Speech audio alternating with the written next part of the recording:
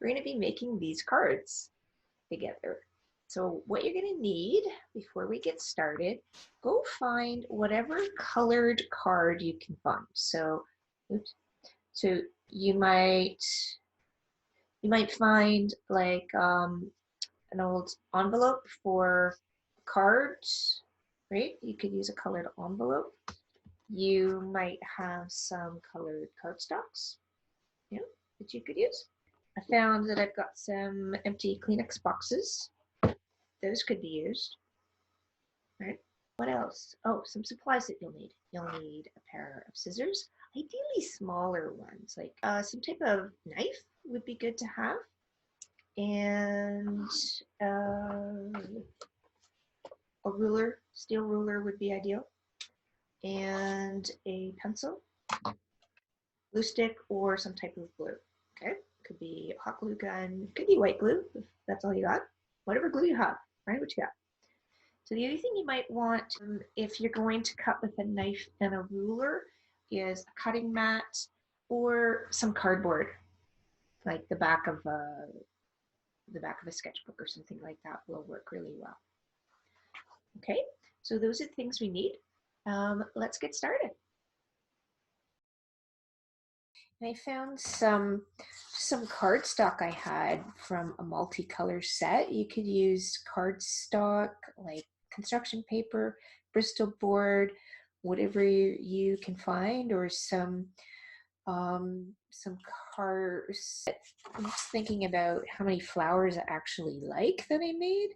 Like I think I like those two, and I kind of like my tulips too. I think maybe I could make a collage of these. So I don't want a normal size card. I think I want a little bit smaller. I have a little card here that somebody gave me when my mom passed away, and I realized that it's a little bit big for the piece of paper I have. So I'm gonna make it a little bit smaller, just kind of like almost a thank you card size. And it doesn't have to be a standard size. If you're gonna be mailing it, you can even make your own envelope, right? Um, so don't be too concerned about that. Just use a pencil, whatever pencil you can find, and I've got a cutting mat here, but honestly, you could cut it with scissors. You could cut it with anything, really. But I'll show you a couple of tricks on how you can cut. So good idea to either trace an existing card for size, right? Or measure it out twice so that it's straight. So let's see. I think I'll make it 5 inches tall. So from 1 to 6 there, and then do another one. 1, 2, 6. Gonna draw a little guideline there. So if I have to cut by scissors, then draw a guideline and just try to cut as straight as possible. Okay, I'll show you some tricks if you want to cut with scissors. So I'll give myself a guideline.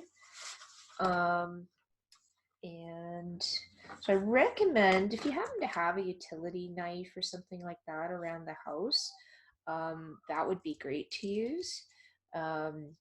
Obviously with anybody teenager or older, or if you are going to have, somebody grade 7 or 8, show them how to use it first.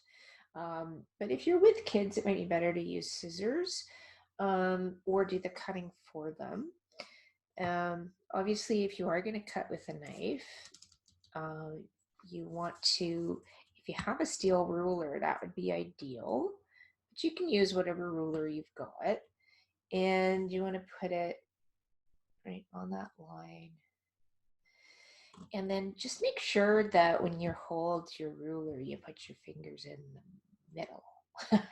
No hanging out. Don't let your fingernail hang past. And hold it down. And then just put your knife right up against the edge of your ruler and take one long pass all the way through. And it probably will have cut fine. If it didn't, then take another pass. And then always close it never put it down open, right? Always close it first. What if you wanted to cut like a guide with scissors instead?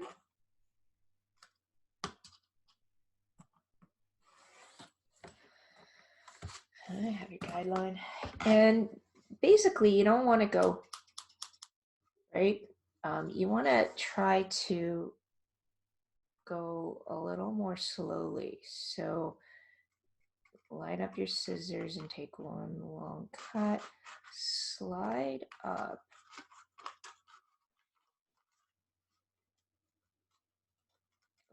Like, don't take your scissors back out. Don't, you know, clunk, clunk, clunk, clunk, like that, like chomp, chomp, chomp. If you can keep it just going, it's gonna work better. You might have a rotary cutter too. Some people use those. They're used a lot for fabrics. So I'm just sort of sliding it along. This paper is too heavy to just push my scissors through. You know how there's that method where you can kind of just slice like that. If your scissors are really sharp, you can do that. But usually with heavier paper, you can't, but that's still a pretty neat cut. So if you have a guideline, it makes it pretty easy, right? Okay, so then I have this, I'm gonna give myself a fold line. So I gotta figure out what's halfway. So 4 1/4. So I'm just gonna give myself 2 guidelines. 4 1/4. You can do it centimeters, obviously. Centimeters are easier to use than imperial inches. Okay, so if you like that proportion, then great. It's kind of squarish. I'm not sure if I like it that much. Might want it a little more upright, but I guess I'll use it. And look at it and check if you think it really looks centered before you fold it. A nice little trick if you want to make it a really nice fold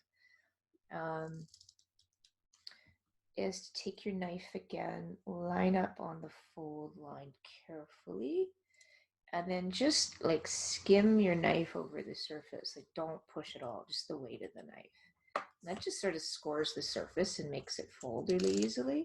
I don't need to do that, but, and then coax it to bend. And what I often do, I'll often put my ruler in there as a guide to just fold it neatly. I probably could have pushed just a little bit harder. And then rub it down with your finger. Oh, look, it wasn't straight. Darn. That's too bad. So it's a bit crooked. Which isn't too bad. Just sit a little bit crooked. So I'm just going to trim it off. So I guess I didn't measure quite straight, eh? So I'm just going to fix it. So you know there's another way to make sure it's folded straight. If you don't pre-score,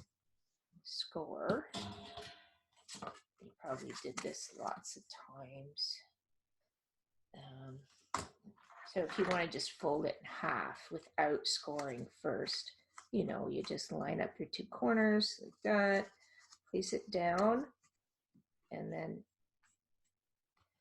the problem with it is you get this kind of messy fold, right? So, and then you really have to hold it firm. But once you're done, oh, gotta close my knife. Once you're there, you can just use the back of your fingernail and push it down and sort of burnish it. And it's still not bad to just do a fold. So where you gonna measure neatly, or you just say, I don't care. It's a card, it's done, it's fine. Doesn't matter. One thing that's nice about using this, one of these cutting mats, if you have it, it's got this grid you can follow, right? So that makes it really nice to use. And I can kind of just fix this up, keep its edges square. So they're totally an awesome thing to have. now that we played and had some practice on this sheet, we can actually make that into a card. I'm going to show you a way you could do that to make it into a card or decoration um, using the flowers that you really liked on your practice page. Or start again, you know, if you found you didn't like enough of them. But I just want to show you this so you could see that even some of your practice flowers could end up being part of a design. So let's have a look at how you could do that. I'm still waiting for some of that paint to dry completely, so I'm just gonna set that aside a bit. And I found some cardstock I had from a multicolor set. You could use cardstock like construction paper, Bristol board, whatever you can find, or some some old cards, and reuse them in some way, whatever you've got hanging around. You don't necessarily have to order anything special for this. In the paper I used here, it's just sort of a heavy paper. It was just out of a sketchbook. Um, Nothing too fancy. It wasn't watercolor paper or any kind of canvas paper, anything like that. Um, so it would be, I mean, you could do it on print paper, but it's probably going to rumple just a little bit. So if you have some cardstock, like white print paper that's heavier, or any kind of just white plain paper, especially something in a sketchbook, that would work pretty well for this. And that's the great thing about using acrylic. You know, you don't really need special paper. Let me keep everything square and neat.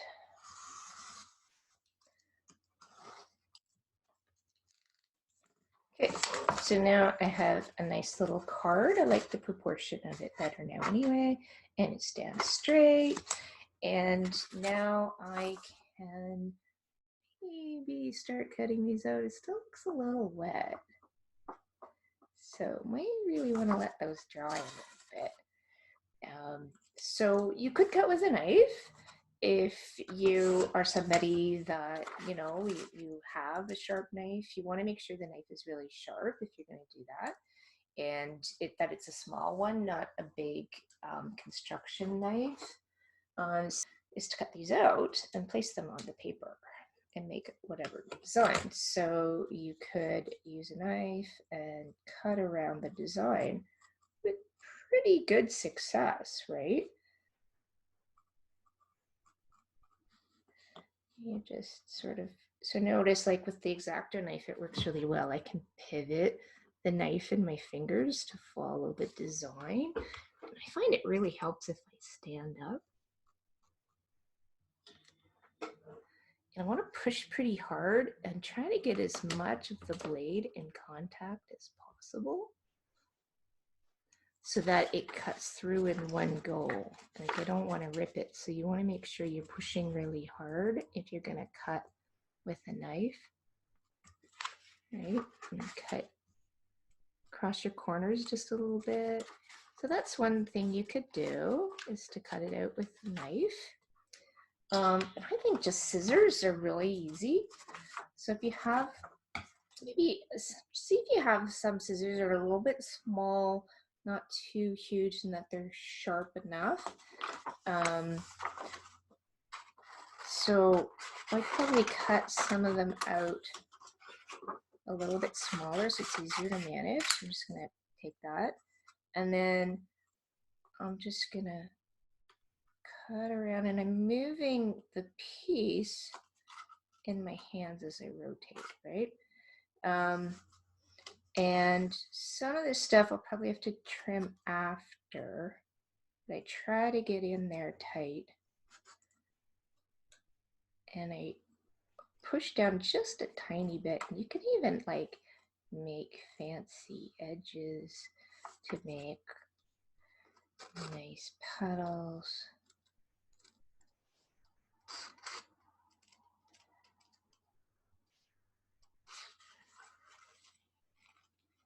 And then when you have to turn, you just turn the corner and you're just slowly pushing down. Be careful, you don't want to rip the petals off. So be gentle as you go around. And you can even refine the shapes of the petals if you didn't like what you painted. Okay. So I'm gonna go around like that. And I'm trying to go kind of slowly and pivot around as I make it so that I'm not getting like kind of chunky cuts, right? So each time I'm just like pushing down like millimeter at a time, like so slowly, and evenly pushing on my scissors really gently and just rotating. You've probably done stuff like this before. You like making things. And I think it's definitely safer than cutting with a knife. A bit harder to do the inside cuts. I missed a few here with my knife earlier, didn't get all the way through. So with a knife, you have to push pretty hard and you have to make sure it's really sharp. And it definitely does a great job. But, you know, they're a little bit, if you're working with young kids, obviously, you would rather avoid that. Now, if you want to paint directly on your cardstock, you want to make sure that your paint is fairly opaque, or paint everything white first, because white will cover the color on the page really well, or use a color that's going to mix with it nicely. Because some paints, sometimes they're a little bit see-through, right? So you would want to maybe try to use pastel color paper, not too strong, or make sure your paint's really opaque. Adding a tiny bit of white to your paint will make it more opaque too. So using slightly more pastel colors will definitely help. So paint, cut that out. And so I'm just gonna cut all these out. What's kind of fun with this too, you can paste them flat, but you can also like curl them a little bit, right? So like you can train it into a curl just with your fingers if you want to give it sort of a shadowy feel. Which can be kind of fun to like maybe bend it up. All right.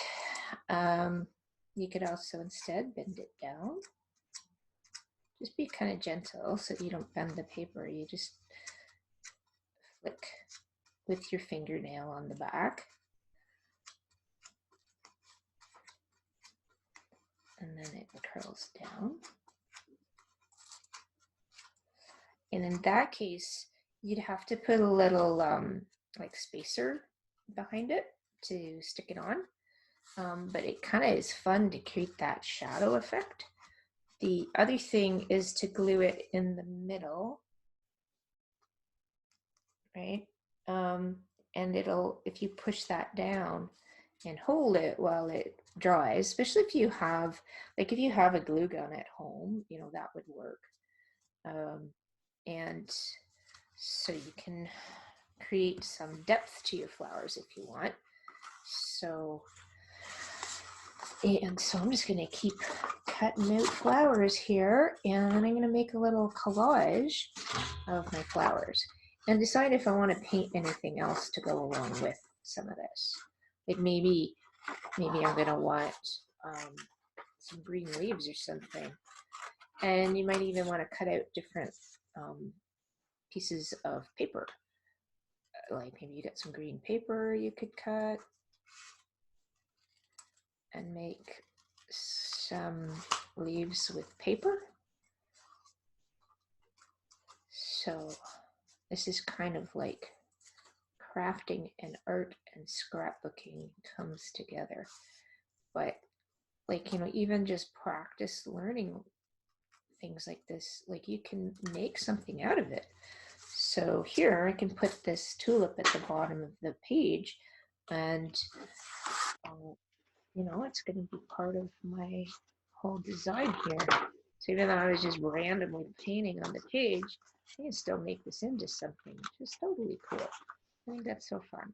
Not sure where I want to put it. I think I'll cut, I'm going to wait to cut the end so that I know where I want that, you know, because I think I'm going to have it go off the bottom of the page. So I like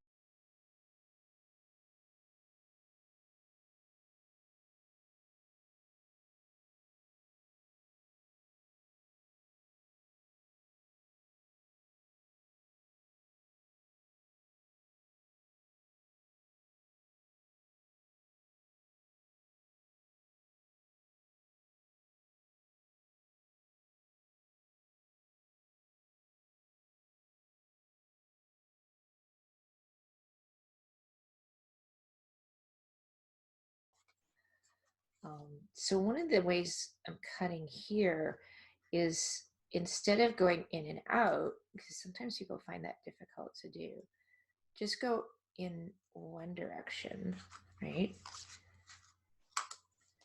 And we're going to cut all the sort of right sides first. So starting at the point of the flower petal. This works well if you have pointed flower petals.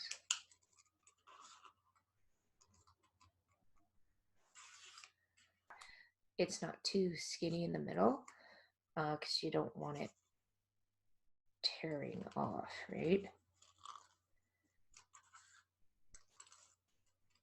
And be gentle if your paint hasn't dried all the way, because you can like squish it with your fingertips. So I've cut all those. Now I'm going to cut the opposite direction. So start at the tip.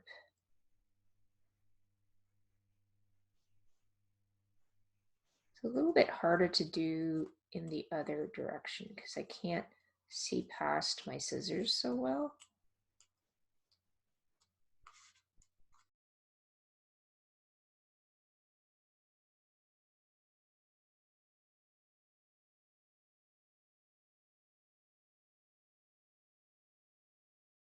Things are so nice to make, and so what's nice about this is it's art mixed with craft, right?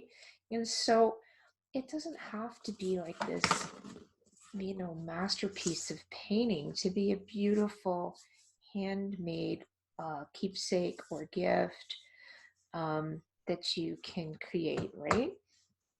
So what I have to decide here is how much of these do I really want? What's gonna look nice, right? So now I want to make some decisions, design decisions. What will look good? What do we need? Maybe I want to add something or take something away or make two cards, you know, because I might say, well, maybe I'll just make daisies. So I could add this one and I could make 3 daisies, or I could add this little guy. I think he'd feel left out. I think I might use this one, or I could paint some more. So I think these two look nice together. I don't really like these together that much, actually. So I'm thinking I'm gonna do, my stems aren't long enough. But you know what would fix that? A leaf. I could just paint a leaf and then I'll be done. So let's get my brush back out and paint a leaf.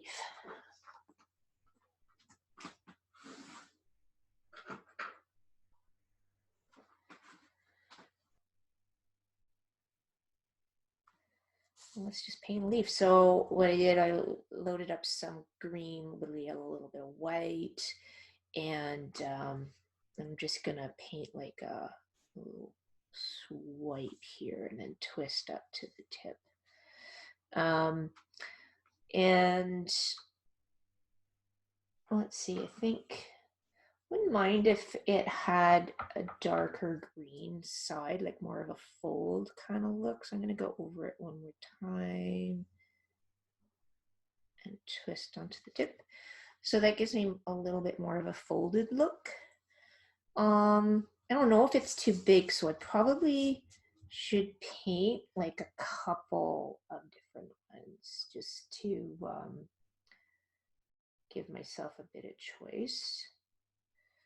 Maybe a smaller one that's fatter. So notice how I'm twirling the brush in my fingers, right? And so what I'm doing, I'm just cutting kind of wide so I can kind of plan out what I'm going to use.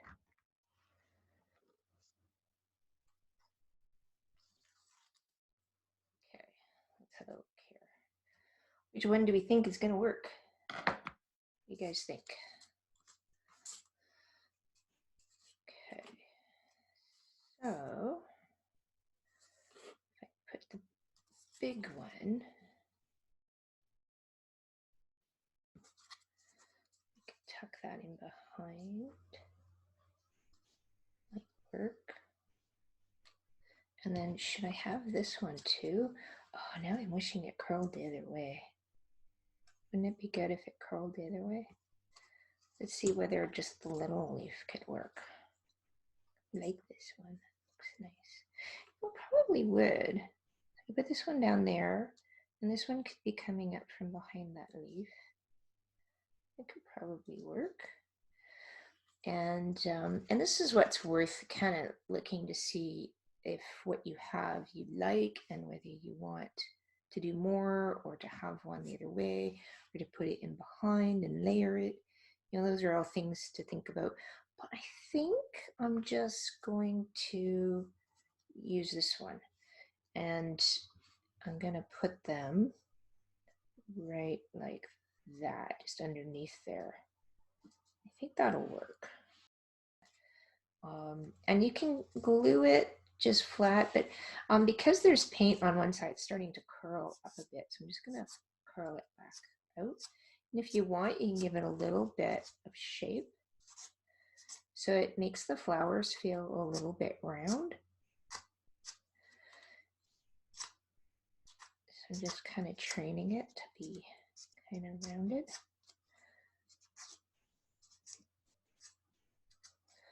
And then flatten the stem back out. And what I'm going to do is I'm going to glue it from the stem and maybe just a little bit of the flower instead of the whole thing, and it gives it a little bit of depth. And this one, so just gently, so you want to gently train it. You can also use your scissors, the sort of blunt edge of the scissors, just like you would for curling rhythm, but you want to be really gentle when you do it, right? Like don't bend it.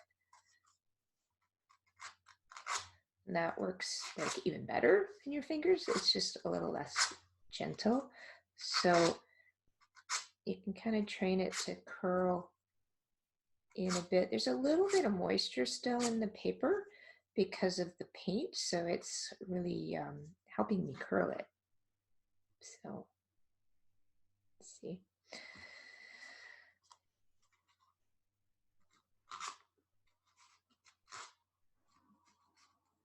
Now you can't get it completely to mold to a complete humped shape, but not bad.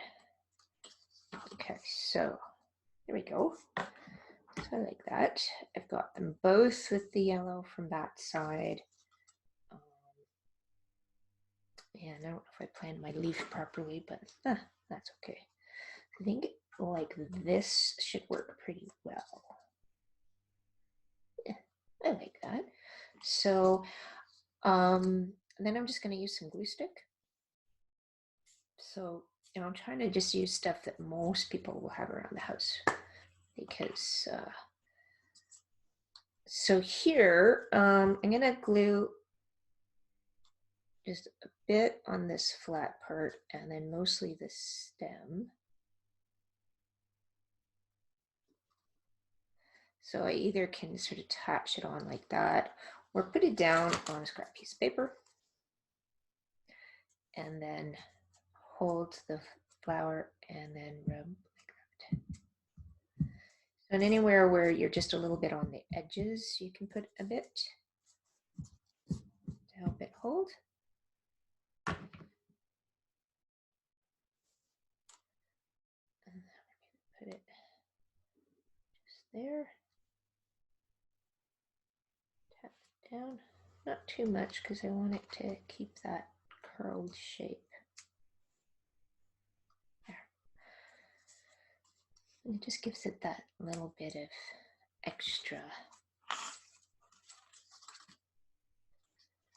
I'm going to use a different scrap piece because I don't want that extra glue getting on the front face of my flower that I painted. So I'm just doing kind of the edges of the flower. And I'm trying to put on a fair bit so it holds well. And I'm holding it here where I don't have any glue. I'm going to give it a nice, just thinking about like what kind of empty space I have and what looks nice, trying to fan them out at different angles. And then tap it down. And, oh, it's getting a bit flat, so I'm just going to help it get that curve back. You can even try to secure it with a little bit of a bump if you push it in. Oops, some of my paint's coming off. Because it's not totally dry, it's a bit tacky. It would probably be good to let it dry more before you do this. So this is still wet, so I really can't do this yet. So there, I think that's going to be really pretty. And then I'll just cut that to fit to the edge of the page. And then, you know, I can write something inside in loving memory. You could make a little card, put a picture of your loved one inside, and maybe you'll keep it as, you know, of one of those memory cards that you get at funerals.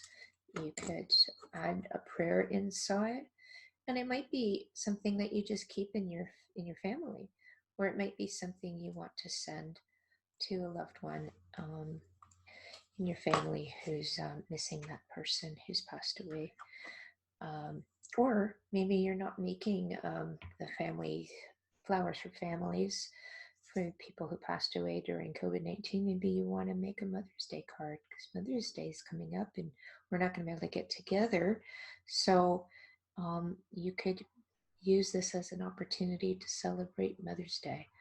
Oh my gosh, any grandmother or mom would love a handmade card from anybody.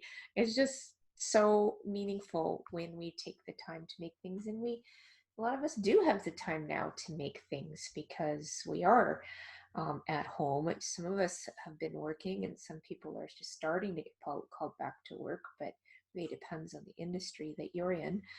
And it's so nice for your kids and for yourself to just like to use your hands and make stuff and feel like you can do something in this time of feeling a little bit isolated and out of touch. And it's also a fun way to just get back in touch with your creativity, which is really the big reason why I wanted to start this channel was, you know, letting ourselves play creatively. So sometimes making things in almost a childlike fashion, like cutting out paper, get out the crayons, you know, and the kids tempera paint and just, you know, or finger paint it, like just get creative, right? It's just so much fun to do that. So in fact, maybe we should finger paint some green leaves for these flowers. So here goes nothing. All right, so I'm gonna get some green paint and I'm gonna use the side of my finger and I'm just gonna make a stem here. And, you know, play, right? It's good to play. There. All right, so finger painting. Get out, get messy, have fun, just create. you know, and not feeling like you have to follow some kind of rule. Um, you know, it's just so fun. You could even just put a bunch of texture in the background. Like, let's say we'll try a different thing over here. What if I wanted to think greenish back there? Kind of like it's an impressionist painting. Just dab some colors together. And see, I didn't plan to do this. I just let myself kind of go for it, right? I mean, that's the thing of creative spirit, just letting yourself play, right? And see what happens when you do it. And then this could become a background.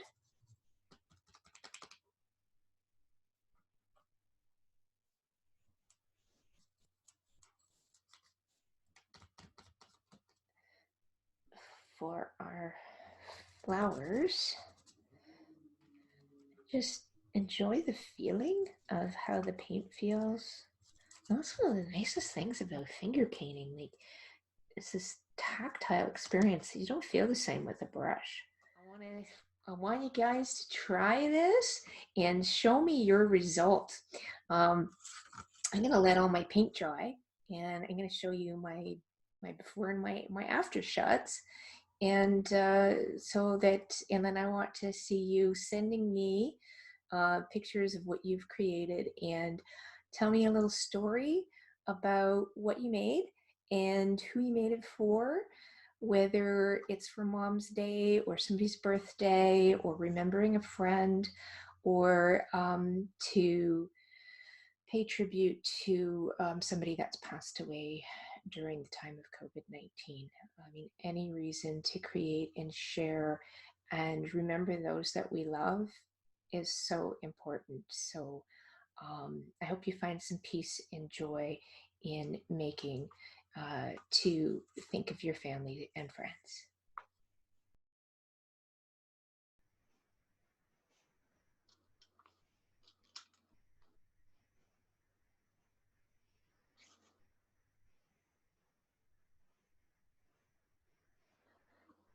I'm cutting out my leaf now, and you know the great thing about cutting out as opposed to painting directly.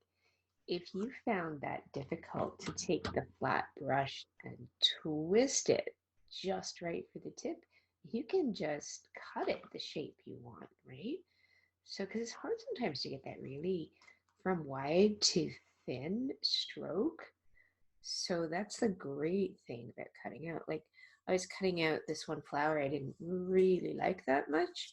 And so I changed the shape of some of the petals when I cut it to move so I'd like it better. And then by the time you train it into a curl, it kind of makes it a little more fun and interesting, right? So, oh, it works.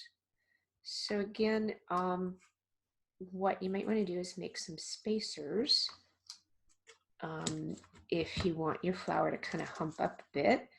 So even though I've trained it into pretty good curved kind of compound curve, because one, because of the way we've cut it into these sections, right?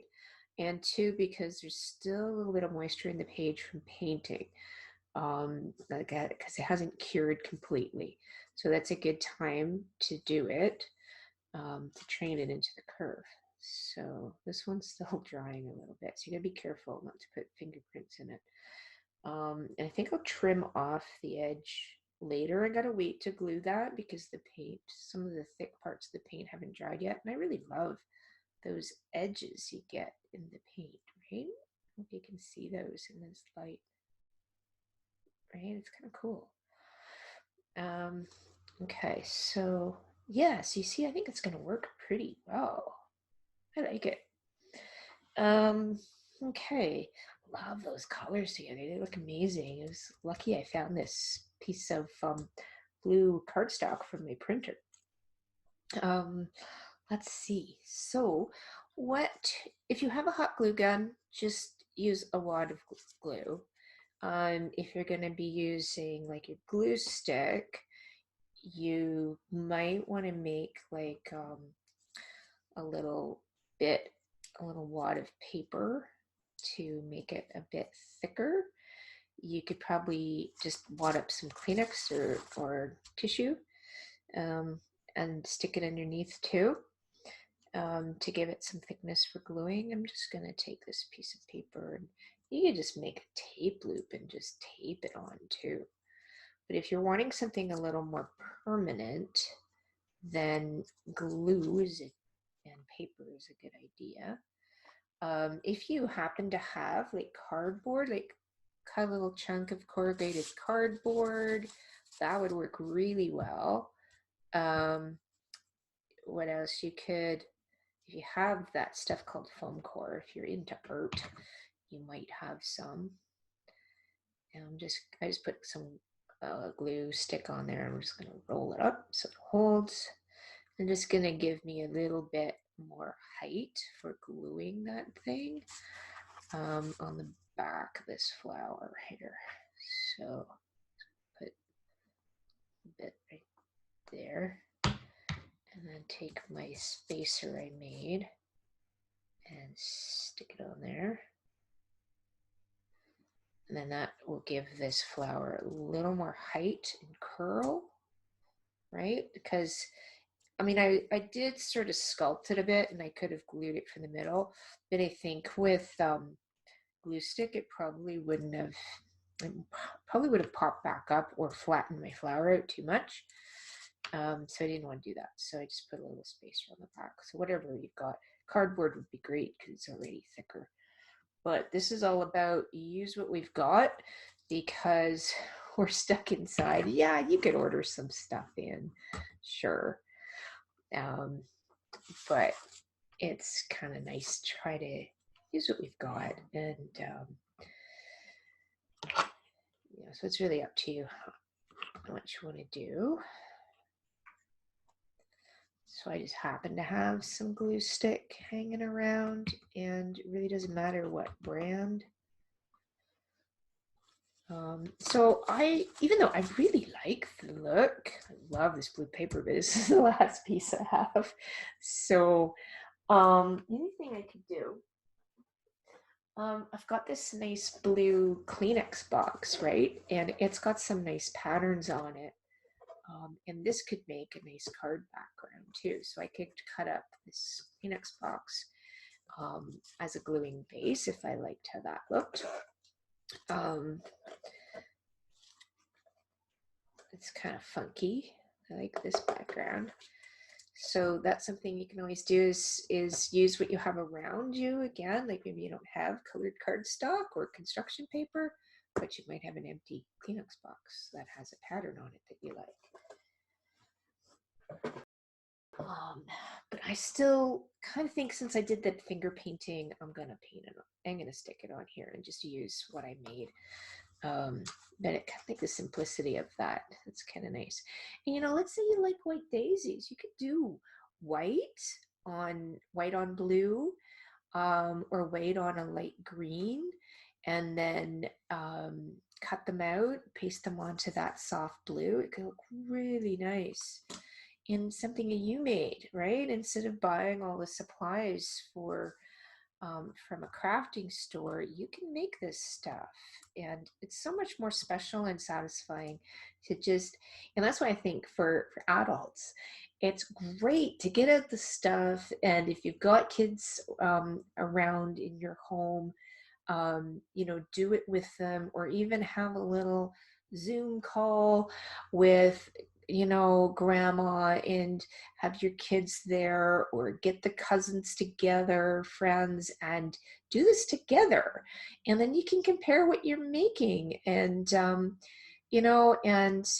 even be doing that. And if your parents are do use technology, then great. You can show them what you're making, and they can watch the kids playing, which would be so much fun.